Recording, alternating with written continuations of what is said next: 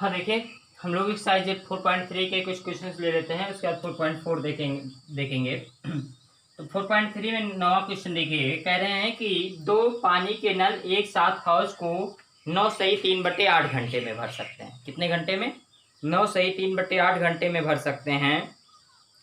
आगे कह रहे हैं बड़े व्यास वाला नल हौज को भरने में कम व्यास वाले नल से 10 घंटे कम लेता है।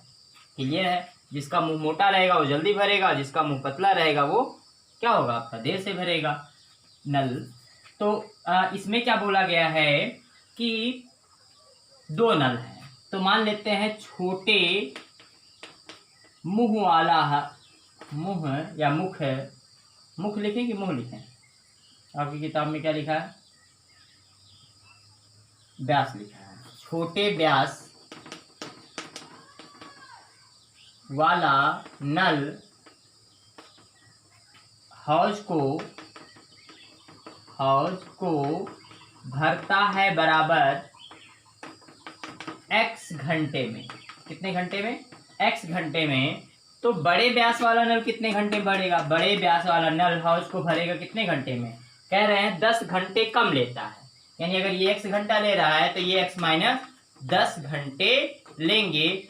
लेकिन इस टाइप के जब सवाल आते हैं जिसमें नल या हौज की बात हो या काम करने की बात हो, तो वहां पे हम ये नहीं निकालते हैं कि हौज कितने घंटे में भरा गया, 1 घंटे में कितना हौज भरा गया ये निकालते हैं।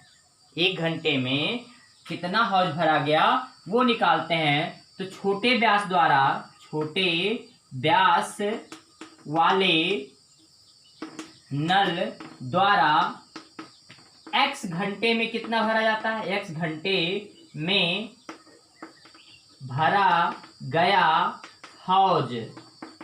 अब बताइए, अगर इसी को पूछा गया कि एक हौज को कितने घंटे में भर रहा है, x घंटे में भर रहा है, तो अगर उल्टा पूछ लें कि x घंटे में कितना हौज भर रहा है, तो सीधे सीधे कहेंगे हम एक हौज।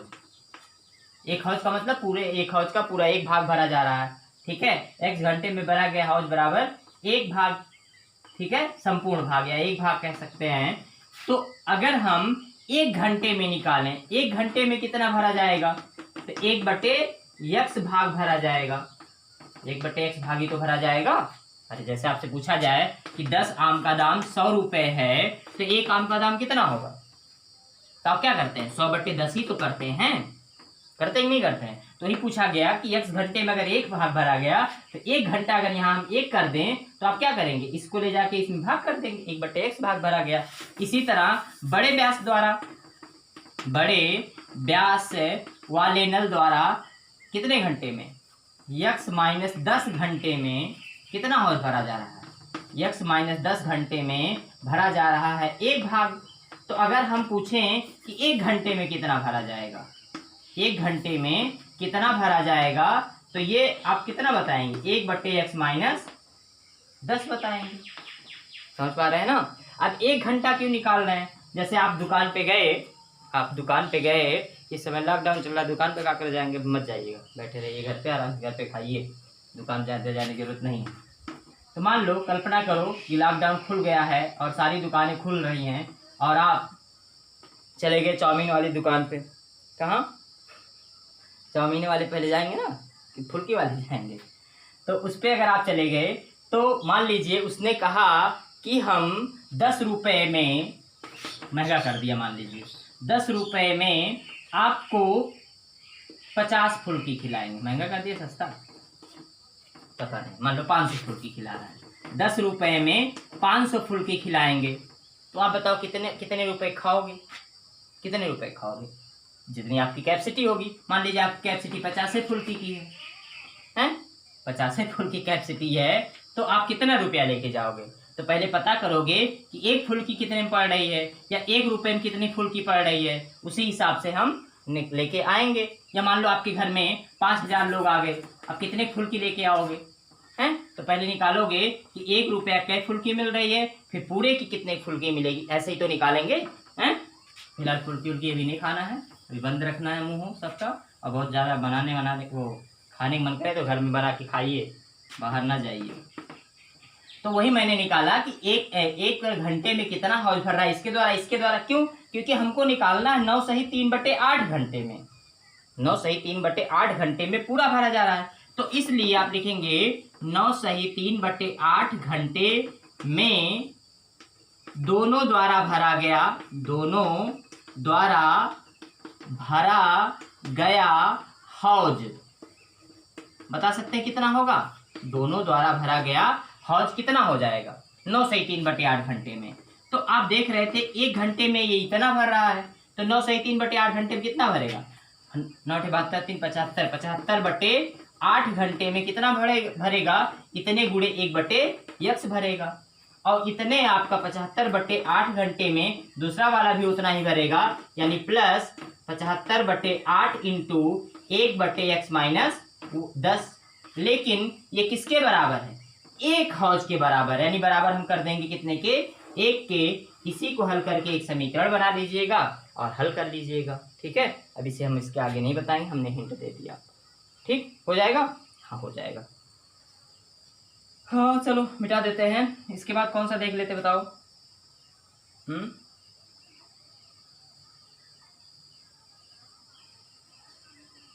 क्षेत्रफल वाला देख लें, 10वां देख लेते हैं, रेलगाड़ी वाला। अच्छे इसको समझ लीजिएगा एक बार फिर से, जो चीज़ ना समझ में आए उसको रिपीट कर लिया करिए, है ना। अब हम रिपीट करेंगे तो आपका वीडियो भी लेंथी होगा और वैसा भी रहेगा। आप जो है एक बार देखिए, नहीं समझ में आया पीछे कर लीजिए, जहाँ मन करे वहाँ देख लीजिए।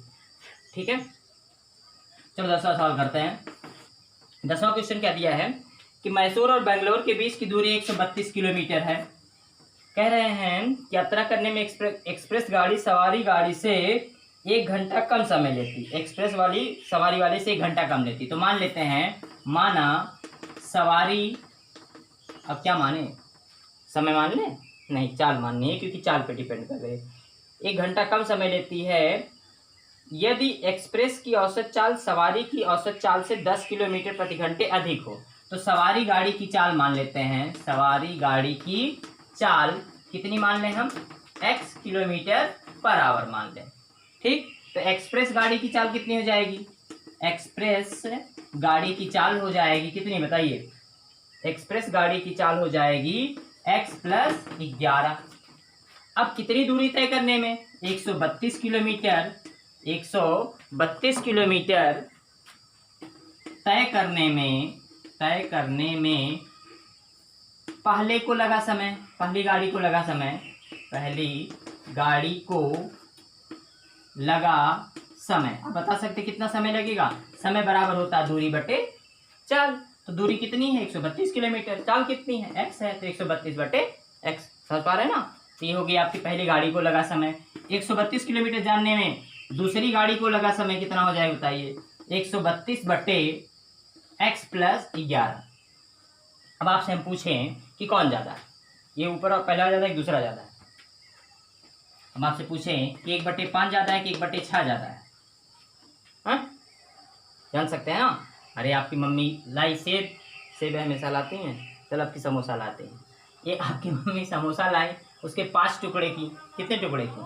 5 टुकड़े की, और दूसरे वाले में से 6 टुकड़े की। तो किसमें वाले ले? कोई 5 वाले में से लोगे, 6 वाले में से लोगे? 5 वाले में से लोगे ना। क्यों? क्योंकि वो ज़्यादा बड़ा टुकड़ा रहेगा, एक के टुकड़ा मिलेगा लेकिन ज़्यादा नहीं मिलेगा। तो इससे हिस्सी तो आप लेंगे, इसका मतलब 1/5 ज़्यादा है। तो कहने का मतलब ये हुआ कि जब अंश समान हो तो वही भिन्न ज़्यादा होती है जिसका हर छोटा हो। अब बताओ x छोटा है कि x + 11?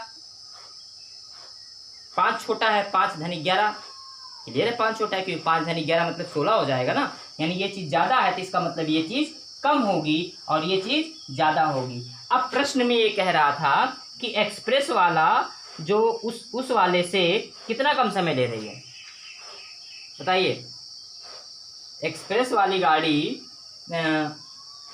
1 घंटे कम समय, यानी ये जो समय है ये इससे 1 घंटे कम है, यानी इसमें अगर 1 घंटे हम कम कर दें तो इसके बराबर हो जाएगा। तो आप देखेंगे प्रश्नानुसार क्या 132/x - 1 बराबर 132/x धन 11। अब पक्षांतर इधर कर लीजिएगा, इसको उधर कर लीजिएगा, तो 132/x - 132/11 यक्स धन 11 बराबर 1 के इसको हल करके समीकरण बनाइएगा और हल कर दीजिएगा। ठीक है, तो ये आपका 4.3 खत्म होता है। 4.4 में कुछ क्वेश्चन देख लेते हैं। हाँ, ये क्वेश्चन देखिए, तीसरा वाला आपको अगली प्रश्नावली का। ये बोला है कि एक ऐसी आम की बगिया बनाना संभव है जिसकी लंबाई चौड़ाई से 2 गुनी और उसका क्षेत्रफल 800 वर्ग मीटर है। लंबाई चौड़ाई पे डिपेंड है, लंबाई चौड़ाई की 2 गुनी है। गुनी माने गुणा, हाँ 2 गुनी ही तो कह रहा है। हाँ ठीक, तो इसका मतलब हम चौड़ाई को सब कुछ कर लें। चौड़ाई को हम कितना मान लें, x मान लें, तो लंबाई कितनी हो जाएगी, लंबाई हो जाएगी 2x। लंबाई कितनी हो जाएगा, 2x ही तो होगी। तो कहने का मतलब चौड़ाई इतनी होगी, लंबाई इतनी हो गई। आगे क्या पूछ रहे हैं आपसे, आगे कह रहे क्षेत्रफल दिया है। क्षेत्रफल कितना दिया है, क्षेत्रफल दिया है 800 वर्ग मीटर। 800 वर्ग मीटर। कह रहे क्या ऐसी बगिया बनाना संभव है, तो क्षेत्रफल होता है लंबाई गुणे चौड़ाई। लंबाई गुणे चौड़ाई किसका क्षेत्रफल, आयत का। बगिया कैसी है, आयताकार बनाई गई है। इसमें लिखा है आयताकार, हाँ लिखा है। आम की बगिया बनाने के लिए लिखा हो चाहे ना लिखा हो, आयत आयत मानेंगे। लंबाई x हो गई, चौड़ाई कितनी आपकी 2x, तो हो गया आपका ये 2x स्क्वायर। इसको इधर ले आते हैं माइनस 800 बराबर 0। ठीक है, तो 2 कॉमन ले लीजिए, तो x स्क्वायर माइनस 400 बराबर कितने के 0। क्या ऐसी बगिया संभव है, बगिया तो संभव है, लेकिन कैसे संभव है। अब आप इसको अगर हल करते हैं, ध्यान दीजिएगा, इसको अगर हम हल करें तो इसका विविक्तर हम निकाल लें। विविक्तर d बराबर हमने बताया था b स्क्वायर माइनस 4ac होता है, चाहे स्मॉल लिखो चाहे कैपिटल।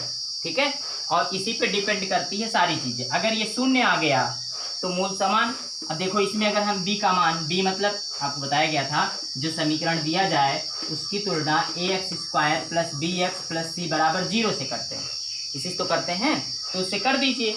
अब उसमें a का मान आपको मिल गया 1 और b का मान मिल गया कितना आपका, b का मान मिल गया 0। कैसे 0 मिला, क्योंकि x है ये नहीं, जब x नहीं तो 0, तो x की वैल्यू 0 हो गई। और c की वैल्यू कितनी आपकी है, c की वैल्यू आपकी है माइनस 400। अब यहाँ रख देते हैं b स्क्वायर माइनस 4ac में b का मान पता नहीं कितना, b square minus 4ac, 4a का मान 1 और c का मान माइनस 400। ठीक है, तो इस अगर गुणा किया जाए तो कितना आ गया ये बताइए, 41600। ये पॉजिटिव है, क्या है, पॉजिटिव। इसका मतलब मूल वास्तविक होंगे लेकिन असमान होंगे। लेकिन यहाँ पे अगर हम हल करें, देखो इसको अगर हल करते हैं हम, तो x स्क्वायर माइनस 400 बराबर जब 0 कर दें, सीधे सीधे देखिए, तो x बराबर क्या आएगा, अंडर रूट 400। अंडर रूट कैसे आ गया, स्क्वायर रहेगा तो इधर आके अंडर रूट हो जाएगा। तो x बराबर क्या आ गया, 400 का वर्गमूल। तो 400 का वर्गमूल क्या होता है, प्लस माइनस 20। और चूंकि लंबाई जो होती है वो माइनस में नहीं होती है, लंबाई माइनस में होती है नहीं होती है, तो इसलिए दोनों देख रहे हैं 20-20 आ रहा है। दोनों क्या आ रहा है, 20-20। अब बताओ क्या ये 20 इसका 2 गुना है, इसका 2 गुना कितना हो जाएगा, 40 हो जाएगा। यानी ऐसी बगिया बनाना संभव नहीं है। अब यहाँ पर देखो क्या हुआ, ये प्रश्न किस लिए दिया गया था, प्रश्न ये दिया गया था, ये सारी शर्तों को तो पूरा कर रहा है। देखो x का मान b स्क्वायर माइनस 4ac का मान कितने से बड़ा है, 0 से बड़ा आया। मूल असमान होने चाहिए, लेकिन यहाँ देखो 20 और 20 समान कैसे हो गया, क्योंकि यहाँ पे जब ये सूत्र हम प्रयोग करते हैं तो हम चिन्ह का भी मतलब जानते हैं, लेकिन यहाँ लंबाई और चौड़ाई में चिन्ह का कोई मतलब नहीं होता है। इसलिए इसमें ऐसा आया है कि ऐसी कोई बगिया बनाना संभव नहीं है। आई बात समझ में। तो हम केवल फार्मूला देख करके या सूत्र पे रख करके नहीं जान सकते हैं जब तक हम कॉमन सेंस ना यूज करें। कॉमन सेंस इसमें क्या यूज की गई है, यही कि लंबाई और चौड़ाई दोनों पॉजिटिव होते हैं। जब यहाँ दोनों एक प्लस एक माइनस आ रहा था तो हमने दोनों का चिन्ह छोड़ दिया था, हमने दोनों को केवल प्लस प्लस लिए थे।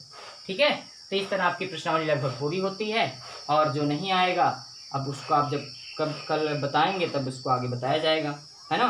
तो ये आपका द्विघात समीकरण भी आज खत्म हो गया। ठीक, अब प्रश्नावली जितनी नहीं पूरी हो पा रही है तो सबसे लापरवाह बच्चे हैं, जान लीजिए। लापरवाह है ना, लापरवाही ना करिए, नहीं पीछे हो जाएंगे। बताइए सिलेबस में आपके कितना पढ़ने के लिए कहा है ना। और देखो हमने 3 चैप्टर पढ़ा दिया आपको। कौन कौन पढ़ाए बताओ, बहुपद पढ़ा दिए और एक चर वाले रैखिक समीकरण पढ़ा दिए और द्विघात समीकरण। 3 चैप्टर आपका कंप्लीट हो गया है। अब 3 चैप्टर और बचे हैं, साल भर का कोर्स पूरा हो जाएगा। लेकिन अभी हम क्या करेंगे, अभी तो हम ये एनसीईआरटी पढ़ा रहे हैं, अब इसके बाद इसकी एग्जाम्पलर बुक हम पढ़ाएंगे, ठीक है। और आपका टेस्ट भी बीच बीच में चलता रहेगा। ठीक, तैयार कर लीजिए, कॉपी पूरी कर डालिए।